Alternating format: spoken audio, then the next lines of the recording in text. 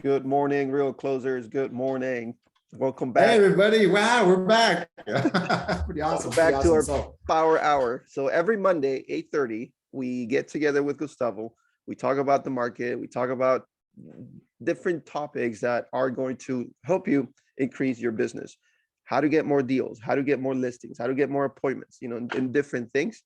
And today, even though we're not live in the group, we're actually going to have a really nice topic. And today we're going to talk about how do you turn one listing into two other transactions.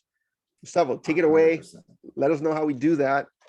We're eager Yeah, to learn more absolutely. today. I love it. Thanks so much. And this is a topic that's near and dear to my heart because when I was active in real estate, I sold 100 homes my first 3 years. My goal was always, okay, and I heard this through coaching, through mentoring, through people that were in the industry. Every transaction has to create at least another listing and another buyer transaction, right? Everyone has to create two. And I'm like, yeah, that's awesome. And I would get my transactions, I get listings, and then I would get nothing out of it, right? Like, well, okay, well, where is it? I don't see it. And obviously, as a newer salesperson, you're like, okay, well, people are saying you have to get another one. I'm not seeing it. They must be wrong, right? They must be wrong. As I matured in my career, I realized, oh, it doesn't just come to you. You have to go get it, right? But you got to put in the work.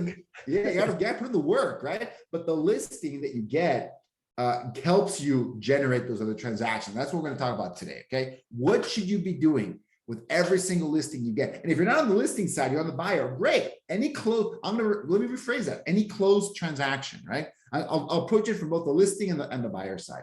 But what should you be doing for every one of those deals, especially the listings? How can they generate two other transactions? Because towards the end of my career, that's what I started to do. I regularly generated an additional transaction, and I was even starting to generate two other transactions for that. And I'll tell you what was important there. Number one, right? When you're listing, so understand that putting your listing on the MLS is the bare minimum, right? That's commoditized. That's not going to get anything by in and of itself, guys. Getting a listing on the MLS is the bare minimum. Great. It's live. It's everywhere. Awesome. Good for you. You've got to make sure to use that listing to prop up and make more powerful the activities you should be doing anyway, starting with prospecting. Use that listing and do a circle prospect around it. So, but here's the thing, guys. I would do this a lot early on. I would do the circle prospecting around listing, and sometimes it wasn't that effective.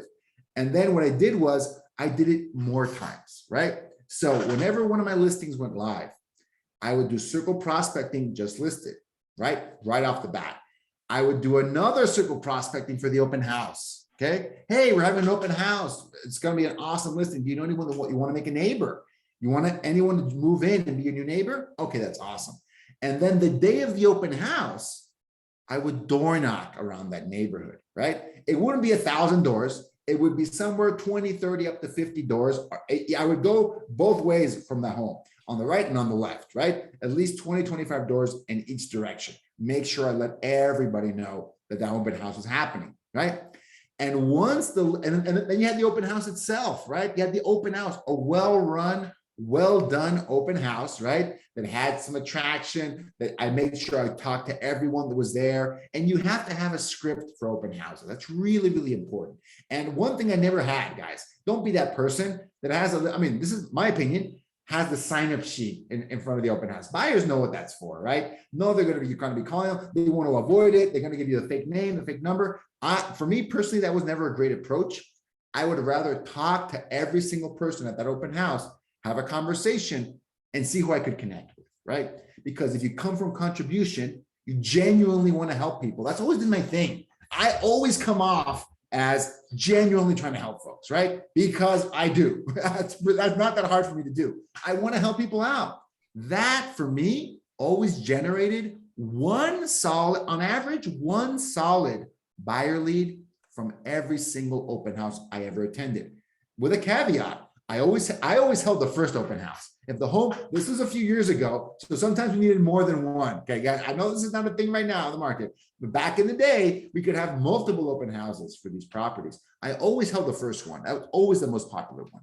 So going around and just talking, having a conversation, what do they need? What do they like? What are they looking for? Open houses are an amazing way to talk to qualified, motivated buyers, right? I cannot think of a better way to talk to have more relevant real estate conversations than open houses with potential buyers, right? And guess what? Some of those buyers, sometimes it's 1 out of 5, 1 out of 10, have a home to sell, right? And they've already got someone that want to list the home. They just want someone to help them to buy the home. If they trust you and you build rapport, you have a shot at getting both of those transactions, right? At least one. So I would always give folks help. I would have comps for them to look at. I would have information about the home, about the property, about the neighborhood, about the school district. I worked in a suburb of Seattle. School districts were huge. Know your market. What's important to buyers? Why are buyers moving to your area? Why? For me, it was relocating to work at Microsoft, Boeing, Amazon, or they're already working there and moving to get better schools. That was my thing. So I was honed in and I knew what to talk about with those folks, right? What was relevant there. I didn't have any kids, by the way, at the time. I was a former Microsoft employee. I did that in common with a lot of guys. That was great for me. Connect, build rapport, build trust, come from contribution, and you're going to get some motivated buyers, right? So that was the open house, okay? After the open house, when the home was sold, when it was pending, not sold, right? Pending. Do not mistake pending with sold. It's not the same, except for prospecting. Then it is the same. Just sold is when the home goes pending. Great. Another circle prospecting session around. You might have called these people 3 times already, right? That's not a bad, I realized that was not necessarily a bad thing. It's me, it's Gus again, right? Guess what? We sold that home and it went for this much and it had these many buyers left out. And now I really need your help. Not a week ago. Now I really need your help. Who do you know that might want to sell? Because we're doing this I got a well-oiled machine here, Mr. Seller. I got a machine. I need some help to get these buyers some help. Who do you know, right? And I did one last door knocking session, at least one more, to again, this might be the 3rd time you talk to these neighbors. And guess what? I would get callbacks from those neighbors, okay? Callbacks like, hey, Gus, yeah, looks like you guys did a great job. Amazing. And you know what? Can you come and help me out? I might be thinking of selling my home. I'd love to get your advice on that. No, worry not, Mr. Seller, worry not. I might be able to make that appointment. Maybe. Let me check my calendar. Yes, I can. Let's go, right? So, and one more thing I did always was I would do, this is not a massive farming campaign, but I would always do a just listed and just sold postcard mailer to the 100 closest homes. 100 homes on just listed, 100 homes on just sold. That was part of my process as well. And I loved it when I spoke to a homeowner and I saw my postcard on the fridge, right? That is like a slam dunk, grand slam home run as a real estate agent. It works, right? They notice you, they see you at the door, they see you at the door again, you call them and like, what's he up to? What's up with this guy? Does he have nothing to do but sell homes? Exactly. That's what all I do is sell homes, right? So it's really, really important to provide that, stay top of mind. And again, we're not looking for 100 leads out of that. We're looking for 1, right? Because the open house got you a great buyer and those prospecting sessions should get you a great seller, right? That's what you want. And it wasn't always immediate, guys. This could take 30 days, 60 days, a few months down the line, but I tracked it. How did they hear about us? And I love seeing that postcard there. Oh, I got you. You talked to me 6 times in a month. They're like, yeah, I'm not going to forget that guy. It's so annoying. But if I'm going to sell my home, yeah, let's get the annoying guy in here. He knows, he hustles, he knows what to do, right? So that is a process that I did not master until my 3rd year in real estate. I didn't realize that the more I did, let me rephrase that. The more valuable activities I did, the more business I was going to get, right? And it started with that sweat equity, that elbow grease, knocking on those doors, making those calls. As my business grew, I had leverage. People could help me do those things. But at the very beginning, it was 100% myself, right? And I love door knocking. Again, this is Seattle, right? So sometimes it was nice weather, sometimes not.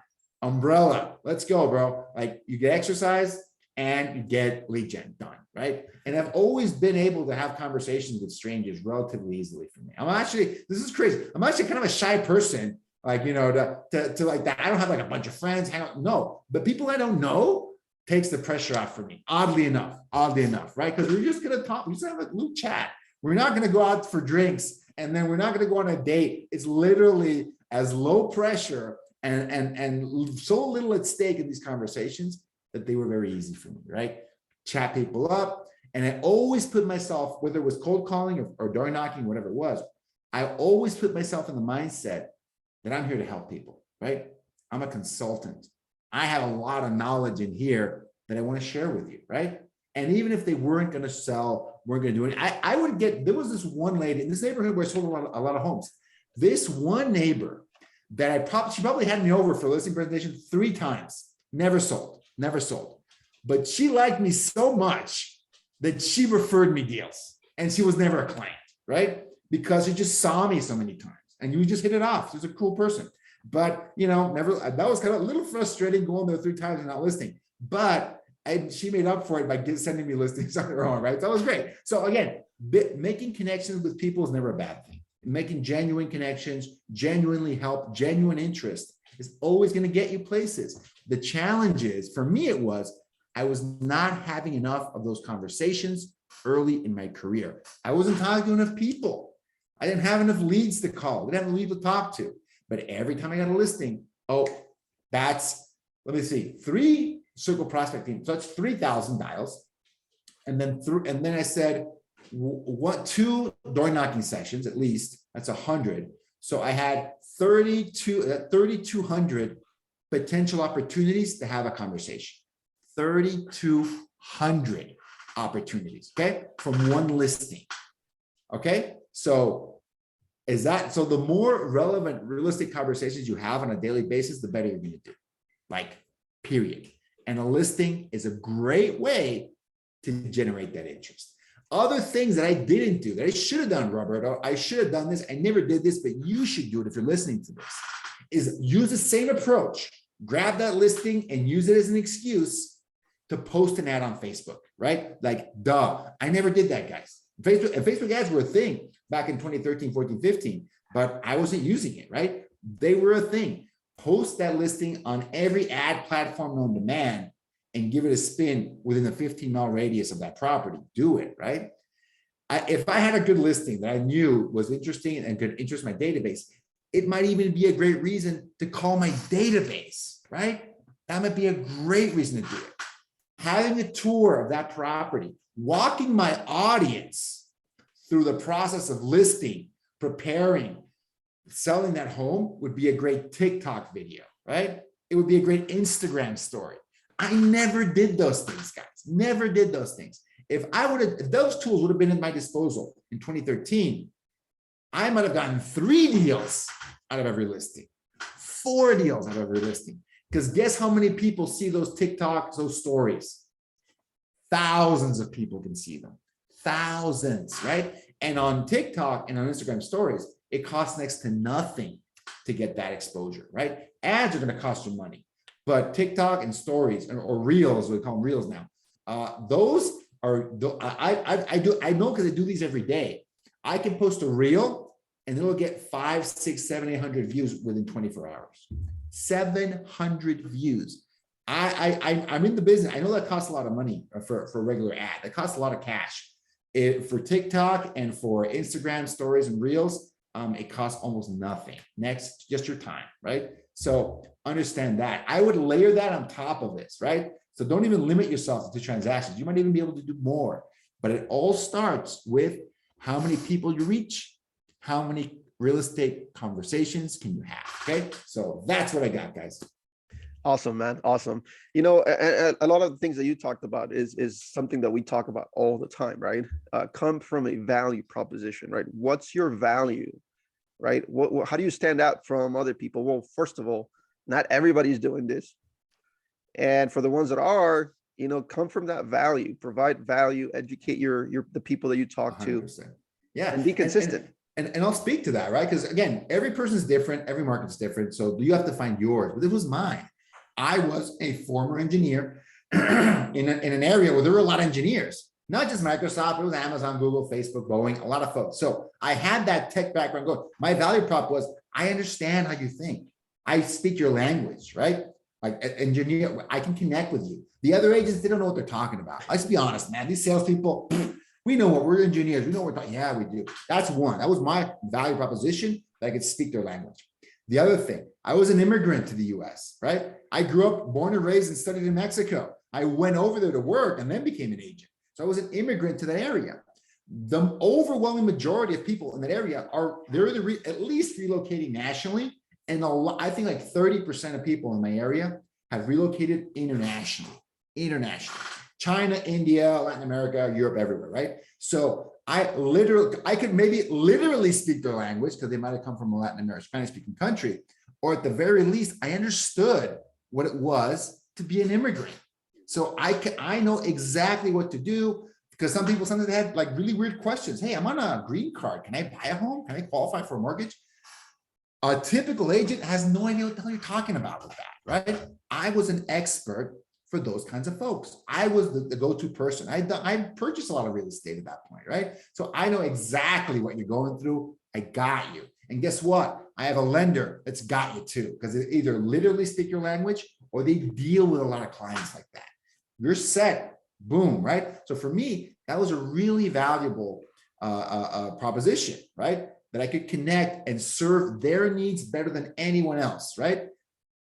That was me. Find out what you do best than anyone else in that market and double down on it. It can be a great one. Exactly. You want to get more business, you got to put in the work, find out what you're good at and exploit it. 100%. Go all in on that, double down, triple down. And if that niche doesn't work, go to the next one, right? Do not think this is one and done. I did not realize that was my like go-to niche until I was like a year in, like, oh, okay, I see a pattern here. Well, let me lean into this, right? Let me 100% go. I once did a movie night. So this is knowing your audience. I went to vacation in Mexico. There was a huge, back, I think it was 2014. There was a massive, huge romantic comedy that became the #1 movie in Mexico. This is, it's a really niche. This is super niche. It became the #1 movie. And again, people living in the US, they can't go that often. They might have missed, or when they're in Mexico, they don't go to the movies. They're visiting family. They're going to Christmas parties, whatever. And so I brought the DVD back from that movie, and I put it on. I rented like a little movie theater, a small movie theater, and I played it for my audience. Man, that was the hit. It only cost me a couple $100 for the theater and popcorn, right? And that was like, I got so much mileage out of that event, but it all comes from knowing your audience. What do they like? Again, that's a really extreme example. It's another country. It's a weird set of events, but there's examples like that. If your audience likes a certain sports team, if your audience is a certain age or they all have kids, find out what that is and just go hard on that. That's my recommendation. I love that. Awesome. Thanks a lot, man. So we'll see you again on next Monday. And awesome. We're back every Monday, 8:30 for the Power Hour with Gustavo. All right, Gustavo, have a good one, man. I'll talk to you next time.